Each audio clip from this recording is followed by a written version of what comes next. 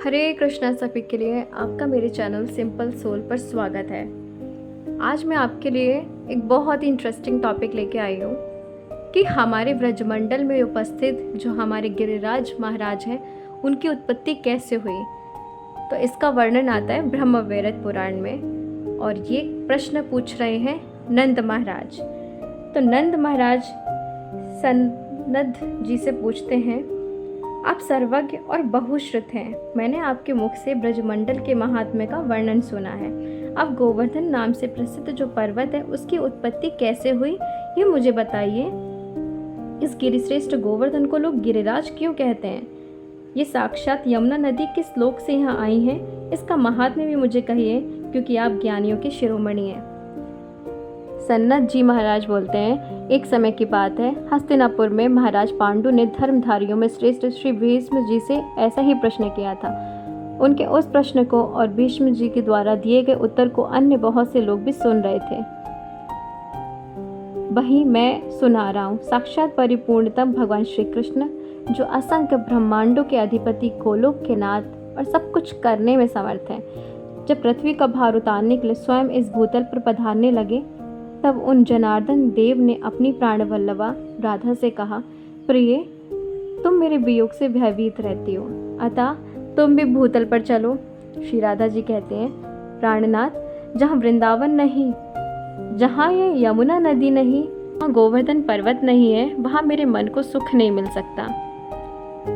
सनत जी कहते हैं, नंदराज, श्री राधा की ये बात सुनकर स्वयं श्री हरि ने अपने धाम से 84 कोस विस्तृत भूमि, गोवर्धन पर्वत और यमुना नदी को भूतल पर भेजा। उस समय 84 कोस विस्तार वाली गोलोक की सर्वलोक विंदिता भूमि 24 वनों के साथ यहाँ आई। गोवर्धन पर्वत ने भारतवर्ष से पश्चिम दिशा में शाल्मली द्वीप के भीतर द्रोणाचल की पत्नी के गर्भ से जन्म ग्रहण किया। उस अवसर पर देवताओं ने गोवर्धन के ऊपर फूल बरसाए।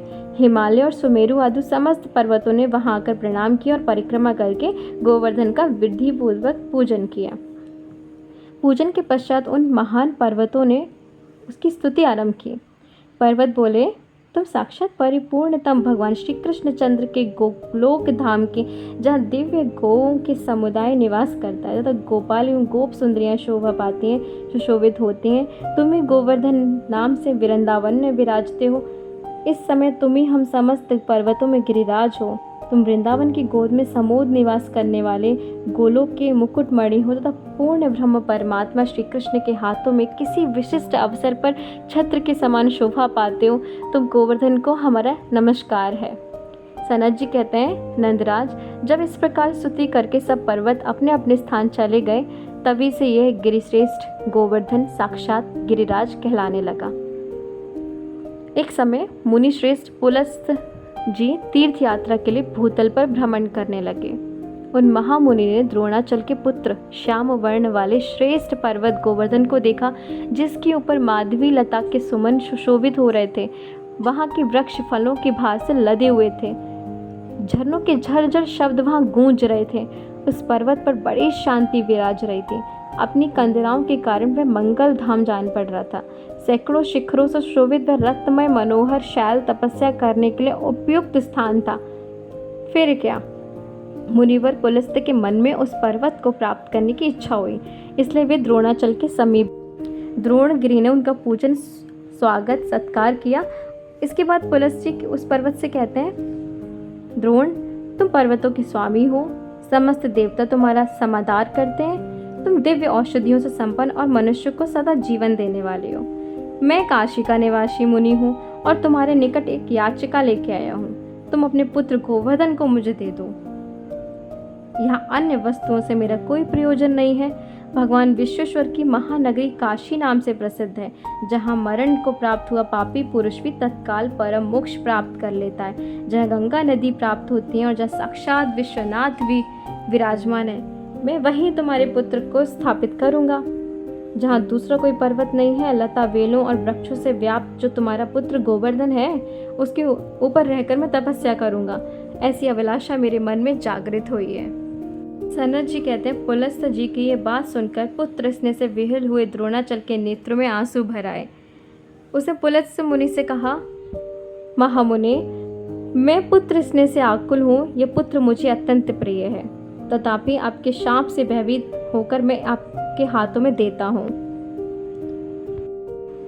वह अपने बेटे से कहते हैं, बेटा तुम मुनि के साथ कल्याण में कर्म क्षेत्र भारतवर्ष में जाओ। वहाँ मनुष्य सत्कर्मों द्वारा धर्म, अर्थ और काम त्रिवर्ग सुख प्राप्त करते तथा क्षण भर में मोक्ष भी पा लेते हैं। गोवर्धन ने कहा, मुने मेरा शरीर 8 योजन लंबा, 2 योजन ऊंचा और 5 योजन चौड़ा है। ऐसी दशा में आप मुझे किस प्रकार ले चलेंगे? पुलस जी बोले, बेटा तुम मेरे हाथ पर बैठकर सुखपूर्वक चले चलो। जब तक काशी नहीं आ जाती तब तक मैं तुम्हें हाथ पर ही ढोए चलूँगा। गोवर्धन ने कहा, मुने मेरी एक प्रतिज्ञा है, आप जहाँ कहीं भी भूमि पर मुझे एक बार रख दोगे, वहाँ की भूमि से मैं पुनः उत्थान नहीं करूँगा। पुलस जी बोले, मैं शाल्मली द्वीप से लेकर भारतवर्ष के कौशल देश तक तुम्हें कहीं भी रास्ते में नहीं रखूँगा, ये मेरी प्रतिज्ञा है। सनत जी कहते हैं, नंदराज तदंतर वह महान पर्वत पिता को प्रणाम करके मुनि की हथेली पर आरूढ़ हुआ। उस समय उसके नेत्र में आंसू भर आए। उसे दाहिनी हाथ पर रखकर पुलस्त मुनि लोगों को अपना तेज दिखाते हुए धीरे धीरे चले और ब्रजमंडल आ पहुँचे। गोवर्धन पर्वत को अपने पूर्व जन्मों की बातें याद आ गईं। ब्रज में आने पर उसने मार्ग में मन ही मन सोचा, यहाँ ब्रज में असंख्य ब्रह्मांड नाय साक्षात परिपूर्णतम भगवान श्री कृष्ण अवतार लेंगे तथा ग्वाल वालों के साथ बाल लीला तथा किशोर लीला करेंगे। इतना ही नहीं, वे श्री हरि यहाँ दान लीला और मान लीला भी करेंगे। अतः मुझे यहाँ से अन्यत्र नहीं जाना चाहिए। ये ब्रजभूमि है और यहाँ यमुना नदी गोलोक से यहाँ आई हैं। श्री राधा के साथ भगवान श्री कृष्ण भी यहाँ शुभागमन होगा। उनका उत्तम दर्शन पाकर मैं कृतकृत्य हो जाऊँगा।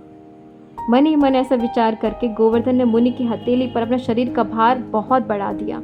उस समय मुनि अत्यंत थक गए। उन्हें पहले की कहीं बात याद ही नहीं रही। उन्होंने पर्वत को हाथ से उतारकर ब्रजमंडल में रख दिया। भार से पीड़ित तो थे ही, लघु शंका से निर्वत होने के लिए चले गए। शौच क्रिया करके जल में स्नान करने के पश्चात मुनिवर पुलस्त ने उत्तम पर्वत गोवर्धन से कहा, बेटा अब उठो। अधिक भार से संपन्न होने के कारण जब वह दोनों हाथों से नहीं उठा तब महामुनि पुलस्त ने उसे अपनी तेज और बल से उठा लेने का उपक्रम किया। मुनि ने स्नेह से भीगी वाणी द्वारा द्रोण नंदन गिरिराज को ग्रहण करने का संपूर्ण शक्ति से प्रयास किया, किंतु वह एक अंगुल भी टस से मस न हुआ। तब पुलस्त जी बोले, गिरिश्रेष्ठ चलो चलो, भार अधिक न बढ़ाओ। मैं जान गया हूँ तुम रूठे हुए हो, शीघ्र बताओ तुम्हारा क्या अभिप्राय है। जन कहते हैं, मुने इसमें मेरा कोई दोष नहीं है, आपने ही मुझे यह स्थापित किया है। अब मैं यहाँ से नहीं उठूंगा। अपनी ये प्रतिज्ञा मैंने पहले ही प्रकट की थी। सनत जी कहते हैं, ये उत्तर सुनकर मुनिश्रेष्ठ पुलस्त की सारी इंद्रियां क्रोध से चंचल हो उठी। उनके ओष्ठ फड़फड़ाने लगे। अपना सारा उद्यम व्यर्थ हो जाने के कारण उन्होंने द्रोण पुत्र को श्राप दे दिया। पुलस्त जी बोले, पर्वत तू बड़ा ढीठ है, तूने मेरा मनोरथ पूर्ण नहीं किया, इसलिए तू प्रतिदिन तिल तिल भर क्षीण होता चला जा। सनत जी कहते हैं, नंद यूं कहकर पुलस्त मुनि काशी चले गए। उसी दिन से ये गोवर्धन पर्वत प्रतिदिन तिल तिल करके क्षीण होता चला जा रहा है। जब तक भागीरथी गंगा और गोवर्धन पर्वत इस भूतल पर विराजमान है तब तक कली का प्रभाव कदापि नहीं बढ़ेगा। गोवर्धन का यह प्रकट चरित्र परम पवित्र और मनुष्य को बड़े बड़े पापों का नाश करने वाला है। ये प्रसंग मैंने तुम्हारे सामने कहा है, जो भूमि मंडल पर रुचिर और अद्भुत है। ये उत्तम मोक्ष प्रदान करने वाला है, इसमें कोई आश्चर्य की बात नहीं है।